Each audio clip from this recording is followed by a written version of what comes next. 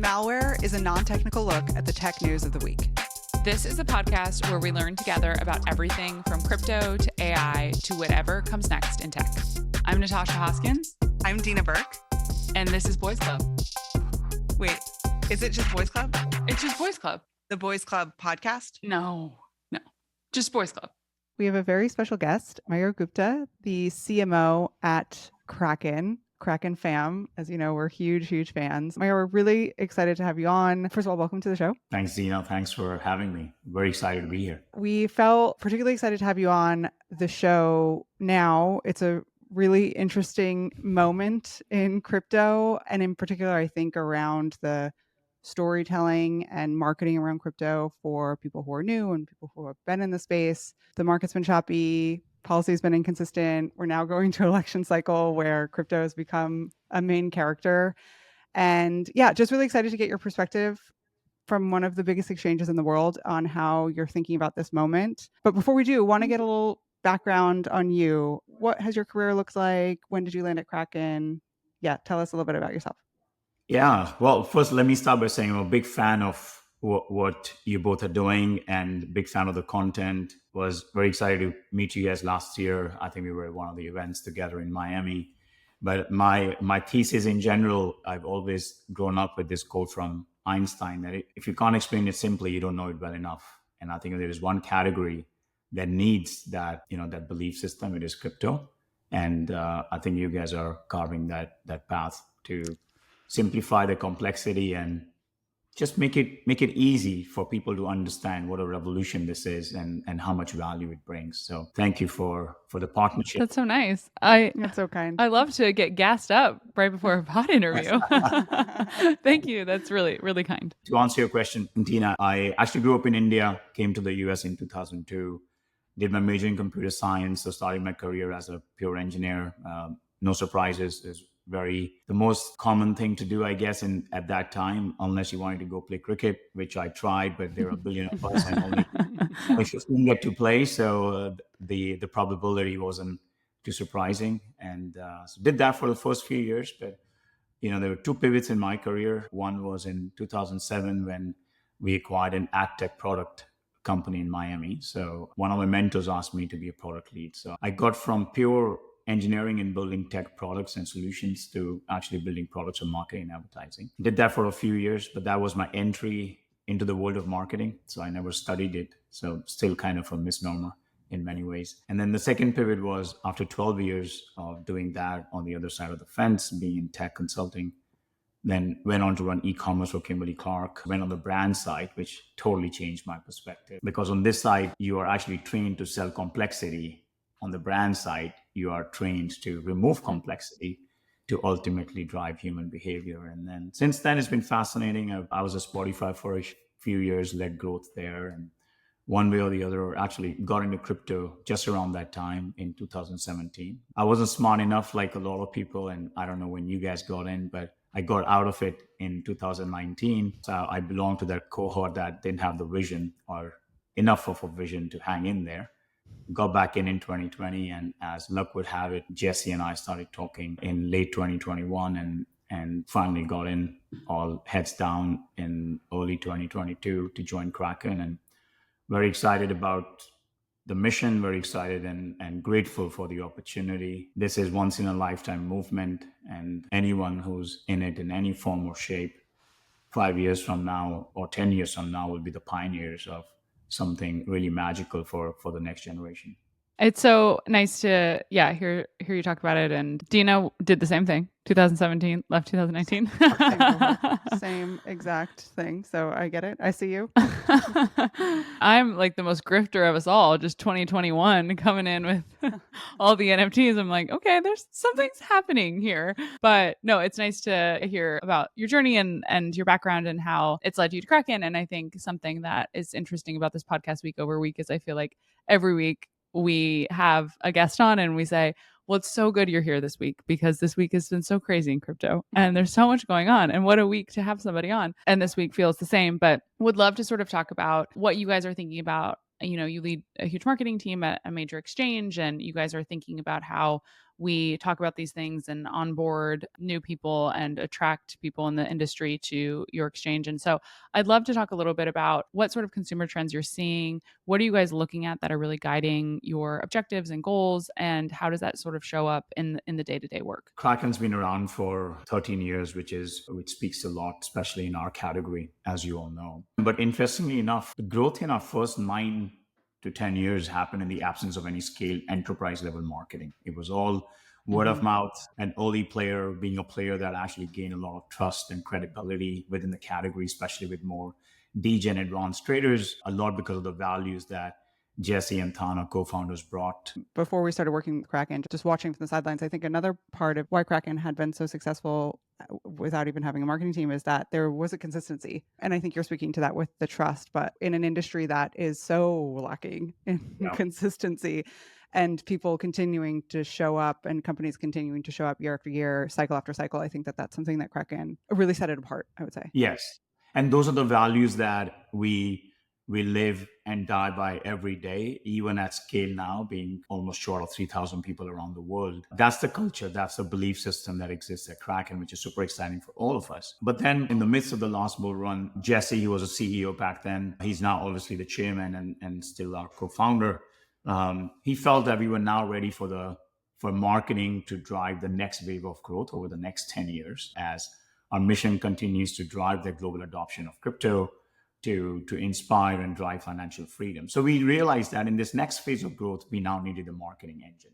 But our ethos, even during the last bull run, was never to be the loudest voice. We weren't going out there and trying to cut deals and trying to just ride on the wave. We were still absolutely focused and has been focused on driving the education, bringing the focus on the substance of crypto or the science or the computer, as opposed to the volatility and Chris's book said the casino or the computer. So I think the world sees obviously the surface, but our focus has been what role do we play to drive more awareness for the substance, what this really is.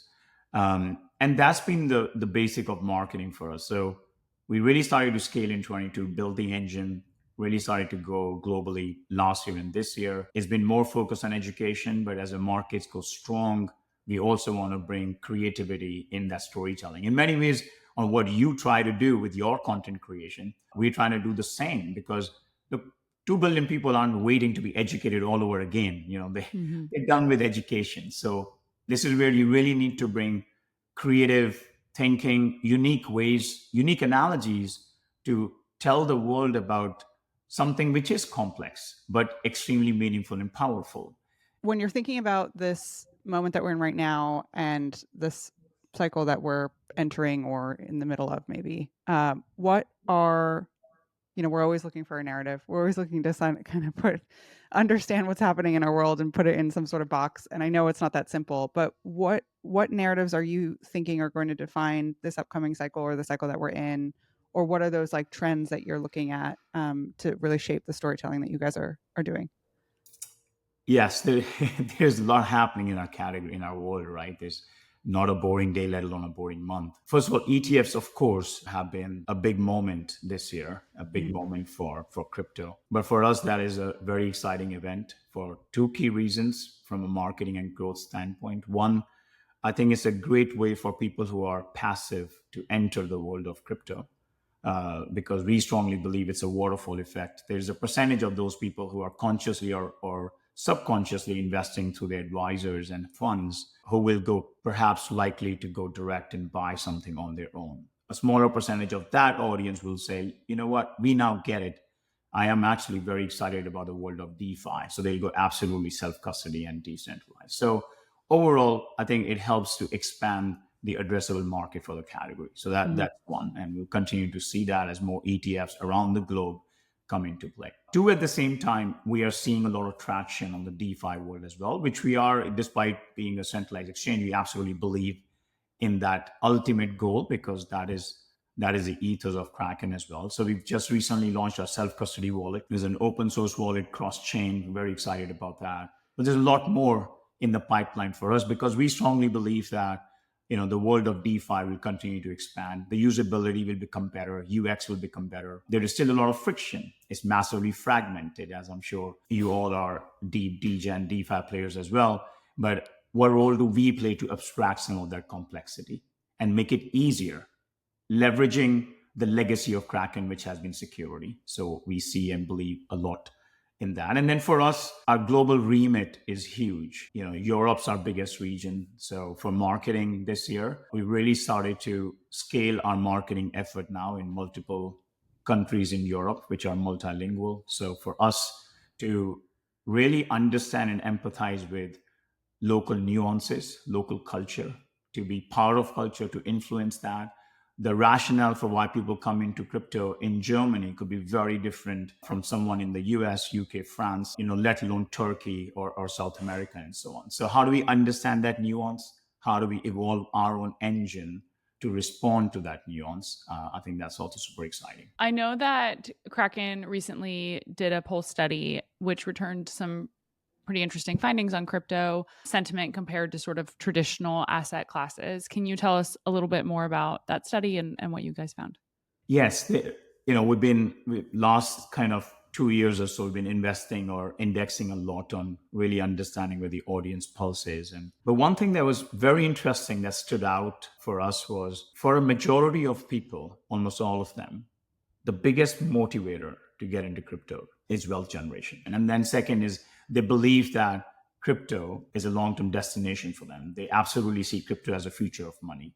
But what gets them in is this intent to build wealth in an asset class which they believe is going to move faster and more strongly than the traditional asset classes. There is no question that this asset class will continue to bring its own volatility. But I think the underlying principle that we are seeing is that. And the biggest barrier that our research has taught us is still a deeper and trusted understanding of the ecosystem.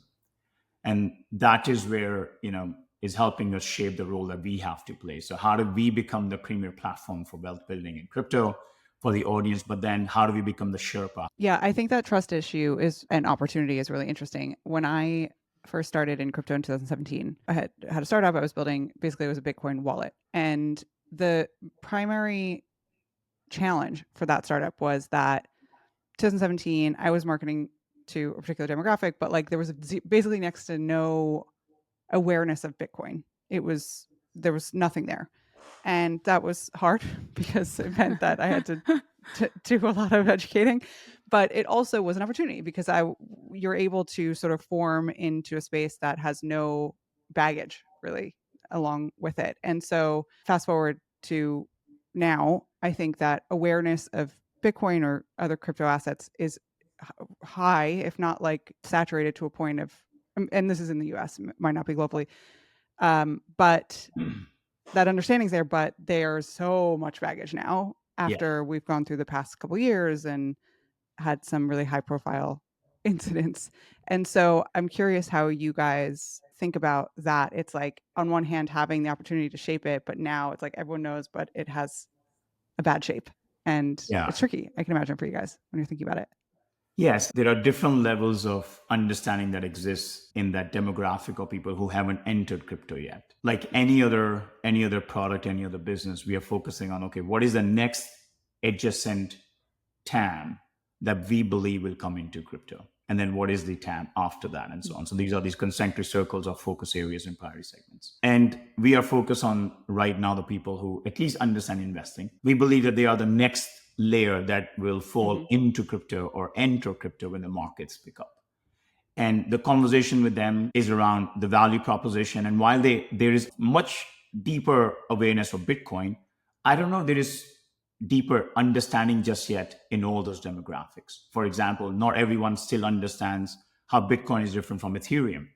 For them, all these are same things. This is all crypto, but they're all playing different roles. They're trying to solve different problems. So one, on that end, it is investing in our effort to actually explain in simple ways on how the different components of this crypto ecosystem, are quite different, solving different problems.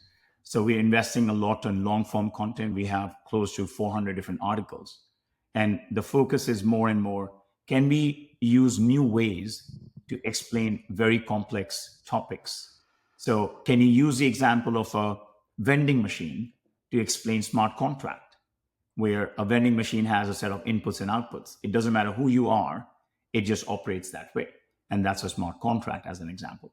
So our focus is, one, be very clear about who we are focusing on right now, who is our primary growth segments, what are their barriers, how do we talk to them so that influences our content. And then two, continue to produce great content and storytelling that'll bring them one step closer. And then we go beyond that to the next layer. I'd love to go a little bit back to your career. We have a lot of our listeners are early career or sort of mid-career, thinking about, a lot of marketers, a lot of creatives, brand people, thinking about the trajectory of their career, what it means to work in crypto, what the next 5-10 years is going to look like in this industry. You have had a very successful career. You have worked at some of the best tech companies that are out there. And I'm curious how you have sort of made decisions about where you've gone and where you've worked. And also, as you talk to talent and recruit and talk to people, like what you're looking for. I think a lot of people are in this moment in their career that feels like a crossroads, and would love to sort of just hear from you what your advice would be to them. I wish I had figured out that path myself, and I wish I could claim I made all these conscious choices.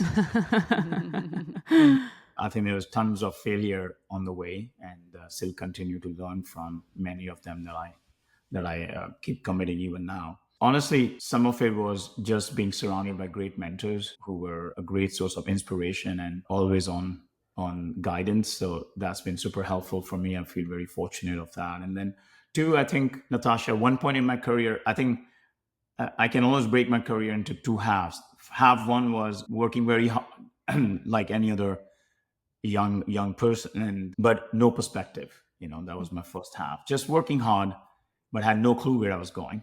And that was fine. It was okay back then. But the second half was where I was working hard, but I finally had a point of view. I had a perspective. And that's been the last 13, 14 years in that journey. And there was a point where I said, you know what? I'm not going to worry about whether my point of view is right or wrong, because it doesn't matter. What matters is I have one, that I have a belief system, versus having a perspective that aligned with everybody else's around me. So I think that was a pivotal point for me. And since then, I've challenged myself to do something that I'm most fearful of. So getting into crypto was one of those fearful areas for me, because I've been an engineer. I spent a lot of time on data and growth for Spotify, which is, you learn so much in such a fascinating journey and brand. But finance, understanding the basics of finance, has been such a weak link through my life. I never studied it. And academia doesn't teach you the concepts of money.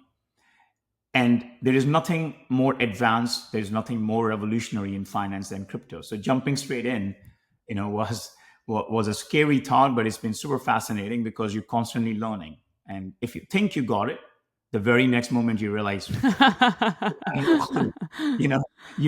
you read and you still don't get it. And you absolutely, become vulnerable and ask someone, just explain to me, because I'm just not getting it. So I think that's been pretty fascinating. And I also feel that is what the category needs. I think it needs leaders and early advocates and early adopters to now open the gates, to break the guardrails, so that the lingo of crypto becomes normal, where somebody can really understand, and there's vulnerability where people can actually, try to learn and so on. So the only advice I would say getting into crypto is, one, if there is one category where marketers have to be as deep in product as product people, it is crypto. You're not going to be successful in marketing crypto until you're living and breathing it and doing it and failing and struggling. I pushed myself more so in the last 2 years, and then you suddenly have empathy of what the world is going through. How, while it's come so far, how it is still complex, how it is still fragmented. When your wallet gets hacked, you have a whole different level of understanding, empathy, and appreciation for, in my case, I have so much appreciation for the value that Kraken brings on security. When I got hacked for the first time and almost fainted, Oh, no.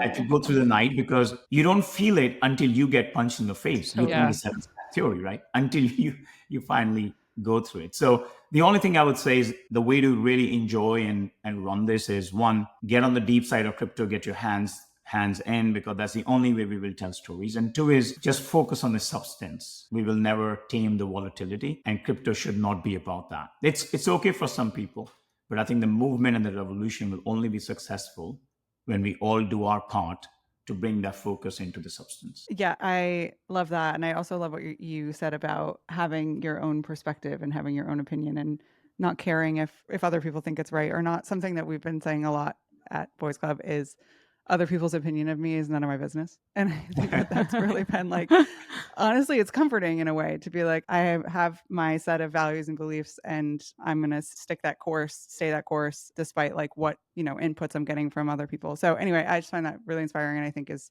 true for us as well. Yeah. Piggybacking on that, I think I missed one part of Natasha's question, which I do want to share on, exactly like you said, Tina, about your values and your beliefs. We actually apply that at Kraken, which is your question on anyone interested in exploring and joining Kraken. What do we look at? I think above all, we look at your belief and your set of values and how connected you are with the values of crypto. Because I think everything else, the skill sets, your functional areas, your depth, we can keep honing on. But your values and belief system into what crypto stands for, you can't fake it. I think so many people are drawn to this industry for what it means for the world and what the potential change it can have, not only just here in the US, but globally, and what it can mean for people all around the world. And I think that, especially at Boys Club, that has been what has been the most fun, is you meet people who are in Boys Club and there's this immediate sort of muscle memory with each other about the things that you care about and the things that you want to see in the world. And I think that can be true for a lot of crypto. And it's really nice to hear that that's the way that you guys see it as you're thinking about growing your teams and hiring. And thank you so much for coming on and sharing how you guys are approaching this work and what it means for the industry. It's just been really nice to hear. No, likewise. Look, I was having FOMO. I know Liz has been with you guys on the panel and Matt and of course Noah and others. So I had real FOMO. So I'm so glad that told me I'm finally going to be talking to you guys. I'm like, yes, let's do it. It was an absolute no-brainer. Great. Yeah. Great. Hopefully the first of many. Yes, Many. I hope so. All right. Thanks so much. Great. Thank you. Have a good one.